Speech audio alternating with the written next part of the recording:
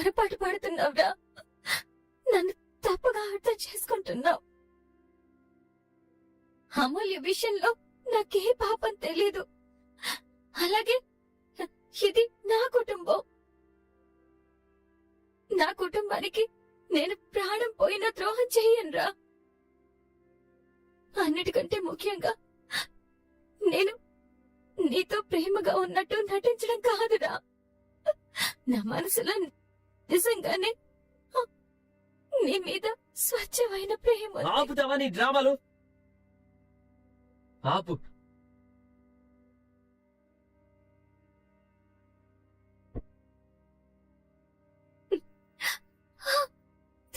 ఏంట్రా ఏం చేసావు? పావురాల గొప్పతనం ఏంటో తెలుసా నీకు? ప్రేమించిన పావురం కోసం ప్రాణం ఇస్తుంది. ఒకవేళ ప్రేమించిన పావురం చచ్చిపోతే ఆ జ్ఞాపకాలతో బాధతో అది కూడా ప్రాణం వదిలేస్తుంది. అది వీటి గొప్పతనం. వాటిని ముట్టుకునే అర్హత కూడా నీకు లేదు.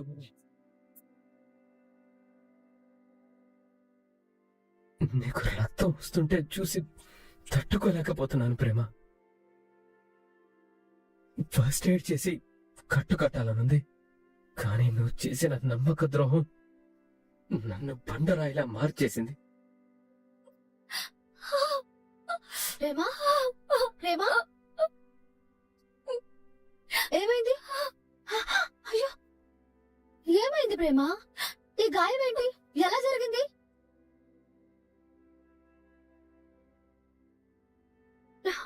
వెళ్ళరా, లే,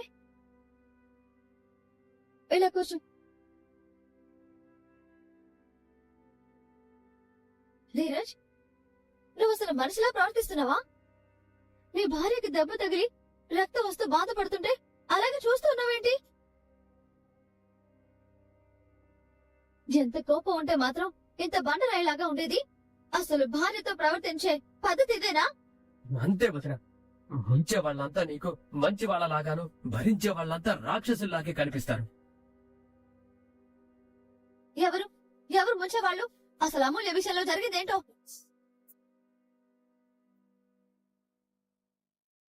ఇక ఈ విషయాన్ని వదిలేయండి. వల్లి గురించి ఇంట్లో వాళ్ళకి ఈ విషయం తెలిస్తే నా మీదొట్టే. చూడు ధీరజ్, మనం అనుకునేవి మాత్రమే నిజాలు కాదు. మనకి తెలియనివి, తెలుసుకోలేని నిజాలు చాలా ఉంటాయి. అవి తెలిసిన రోజు నీ తప్పు తెలుసుకుని నీ కళ్ళు తెరుచుకోవడం మాత్రమే కాదు, పశ్చాత్తాపడతావు. తెలుసుకో.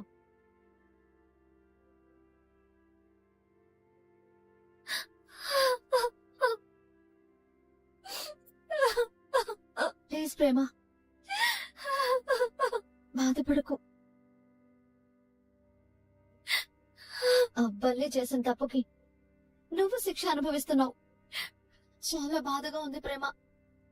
ఊరుకో ప్రేమ.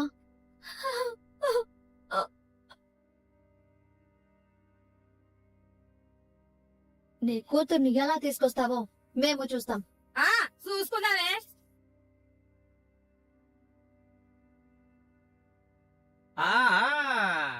అమ్మా ఇంక చాలు భాగ్యం. డాన్సింగ్ చాలు. ఇంకా ఈ ఎగిరెగిరి కాళ్ళు నొప్పులు వచ్చేసాయి. అందుకే బండి బోరుకొచ్చినప్పుడు ఓ మూలన ఉండాలా, అంతేగాని ఓ ఎగిరెగిరి పడకూడదు. మరి నువ్వు చిల్లి పిచ్చికిరి. బజ్జి బజ్జి. భాగ్యం, ఈ బజ్జీ ఏంటి బేబీ? నీలాగా మల్లె తీగలాగా మెలికలు తిరిగి ఇంత వయ్యారంగా ఉంది. చాలే, నువ్వు నీ పొగట్టులో బజ్జీలు కావాలన్నావు కదా, తిను. కానీ అంతకంటే ముందు ఇదిగో ఏటి నువ్వు. ముందు నువ్వు తింటే తర్వాత నేను తింటాను. తిను నువ్వు తిను బేబీ. తిను.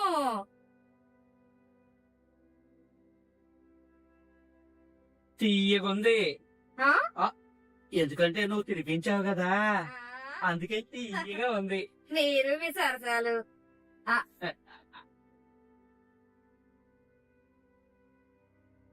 నేను తినిపిస్తానే. నా కోసం.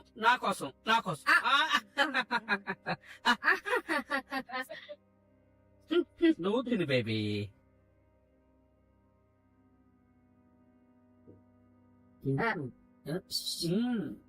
అటు చూడు చూడటు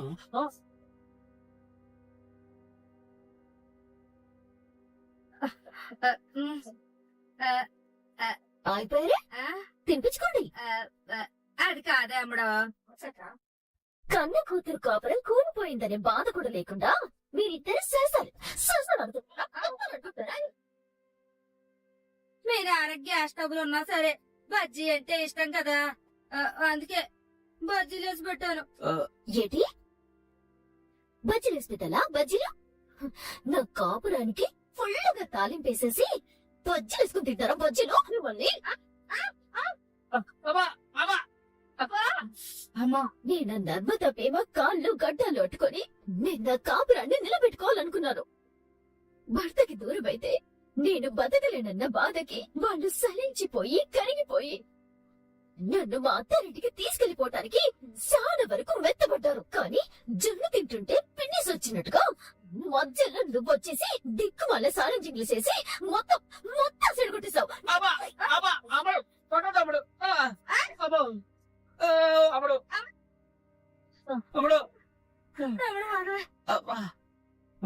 ఆయాసం వచ్చారా ఉంది ఆగమ్ముడు. ఆయాసంతో పోయేలాగా ఉన్నాను కాపే.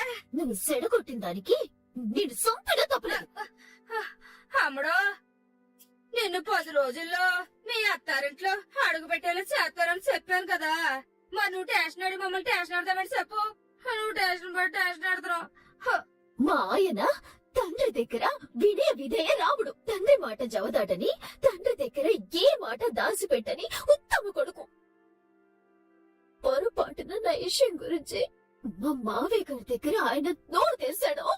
అప్పుడు నేను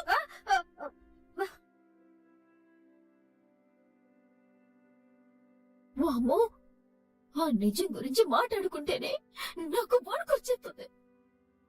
మా ఆయన నాకు ఎక్కడ దూరం అవుతాడో అని.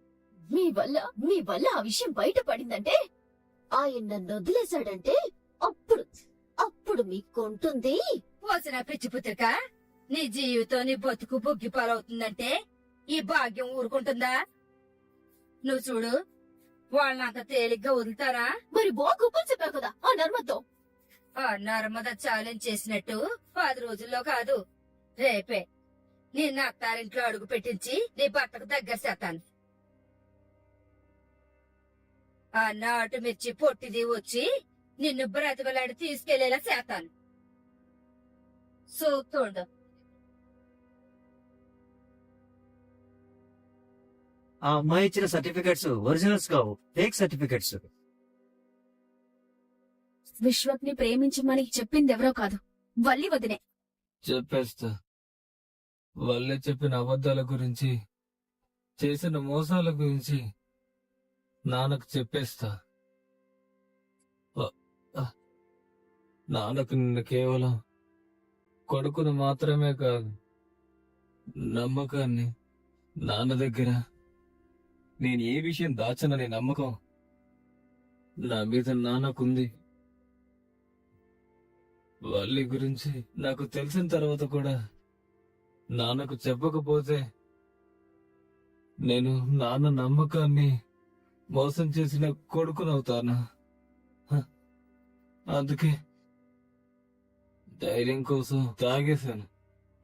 ధైర్యంగా చెప్పేస్తాను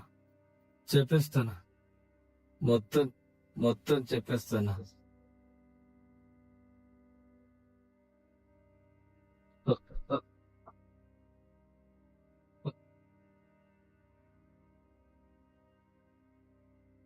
నేను నిన్ను ఎంత ప్రేమగా, ఎంత జాగ్రత్తగా చూసుకుంటానే.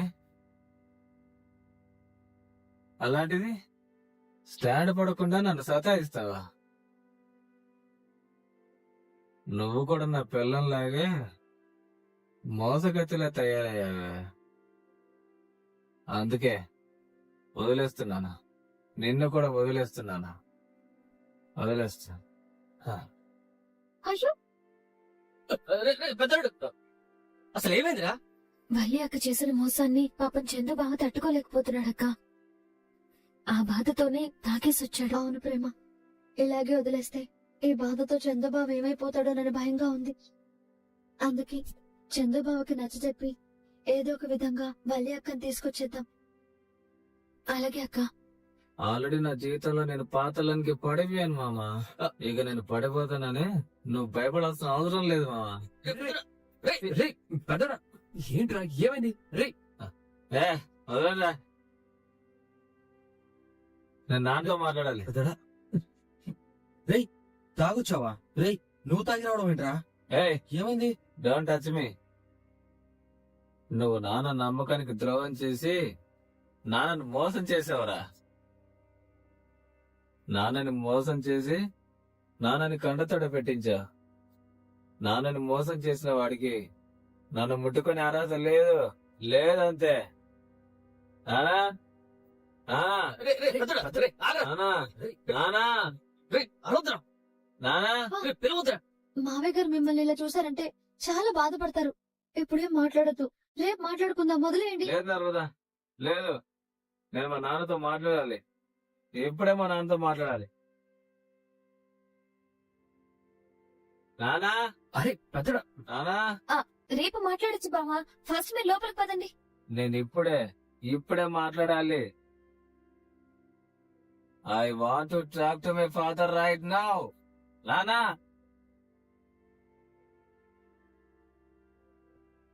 నానా చెప్పేది విను. అబ్బా మావయ్య వచ్చేస్తున్నారక్క. రే పెద్దోడా ఏంట్రా ఏమైంది? ఆ బండి ఏంట్రా అలా పడిపోయింది? ఏమైంది? నానా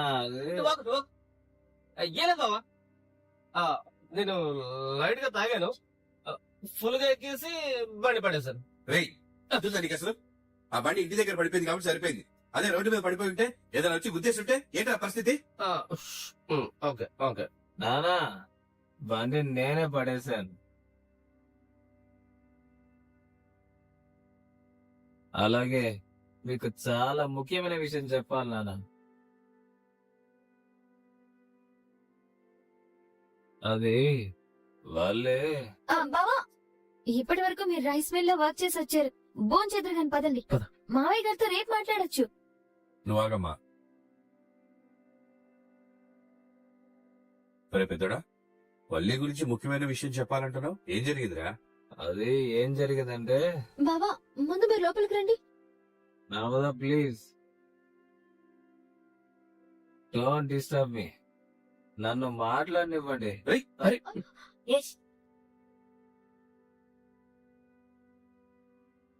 రే పెద్దోడా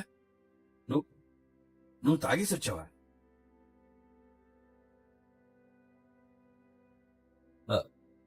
నన్ను క్షమించండి నాన్న, నన్ను క్షమించండి. నువ్వు ఇలా తాగొచ్చావని తెలిస్తే నీ భార్య ఎంత బాధపడుతుందిరా? అసలే తన అమాయకురాలరా.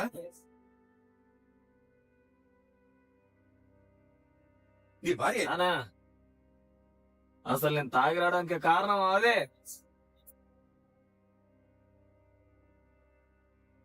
ఏంట్రా నువ్వు తాగి రావడానికి వల్లీనే కారణమా? అవును నానా అవును. దానివల్లే నేను తాగేసి వచ్చాను. ఎందుకో తెలుసా? అసలు ఏం చేసింది తెలుసా? రేయ్ నువ్వేం మాట్లాడుతున్నావో వల్లి గురించి అని చెప్పి ఎందుకు ఇలా మాట్లాడుతున్నావో నాకేం అర్థం కావట్లేదురా. అసలు ఏం చేసిందిరా వల్లి? నానా మీరు పైకి గంభీరంగా ఉంటారు నానా, కానీ మీ మనసు మాత్రం చాలా సెన్సిటివ్. మీరు నమ్మిన వాళ్ళు తప్పు చేసినా మోసం చేసినా మీరు అస్సలు తట్టుకోలేరు. అలాగే వల్లి చేసింది చెప్తే కూడా మీరు తట్టుకోలేరు. అందుకే గుండెని కాస్త స్ట్రాంగ్ గా చేసుకుంటున్నా నాన్న. రేయ్ పెద్దడా ఎందుకురా ఇలా అంటున్నావు? అయినా నేను బాధపడే పొరపాటు వల్లి ఏం చేసిందంట? ఏం చేసిందంటే, ఏం లేదు మావయ్య. వల్లి అక్క వాళ్ళ అమ్మ వాళ్ళ ఇంటికి వెళ్ళిన తర్వాత బాబాకి ఫోన్ చేయలేదంట. ఈ రోజు రాలేకపోతున్నాననే విషయం ఇంటి పెద్ద మీకు అక్క ఫోన్ చేసి చెప్పలేదని బావ బాధపడుతున్నారు. అందుకే వల్లి అక్క మీకు గౌరవం ఇవ్వకుండా మిమ్మల్ని బాధ పెట్టేలా ప్రవర్తించిందని బావ అంటున్నారు. అది కాదు. రేయ్ బుద్ధుదా నీకు? వల్లి అసలే వాళ్ళ అమ్మకి దెబ్బ తగిలిందని బాధలో ఉంది. ఆ టెన్షన్ లో ఫోన్ చేయడానికి వల్లికి వీలు పడి ఉండకపోవచ్చు. అది అర్థం చేసుకోకుండా బంగారం లాంటి నీ భార్య మీద ఇలా కోపం మెచ్చుకోవడం తప్పు కదా? అది కాదు నాన్న. అరే రేయ్, పద. అరే అరే అరే పద పదనే పద లోపల పద. Super super. చూసావా నర్మదా, ఇక్కడ ఇంత పెద్ద సెంటిమెంట్ డ్రామా జరుగుతుంది చూసావా? సెంటిమెంట్ డ్రామా ఏంటి సాగర్? సెంటిమెంట్ డ్రామానా అని అంత అమాయకంగా అడుగుతావేంటి నర్మదా? రామరాజు గారికి పెద్ద కొడుకు మీద ఉన్న ప్రేమ ఎక్కువైపోయి ఆ ప్రేమతో కళ్ళు పూర్తిగా మూసుకుపోయాయి. రేయ్ ఏంట్రా వాగుతున్నావు? వాగడం కాదు సార్, వాస్తవం మాట్లాడుతున్నాను. ఒకవేళ మీ పెద్ద కొడుకు స్థానంలో నేనే గనక ఉండుంటే, ఎరా తాగి నా ముందుకే వస్తావా, నా ఇంటి పరువుని రోడ్డు మీద పడేస్తావా, నా గౌరవాన్ని తగలబెట్టేస్తావా అంటూ నేనేదో క్షమించరాని దేశద్రోహం చేసినట్టుగా నా తూబని పగలగొట్టేసి నన్ను మెడబట్టి బయటికి గెంటేసి ఉండేవారు మీరు.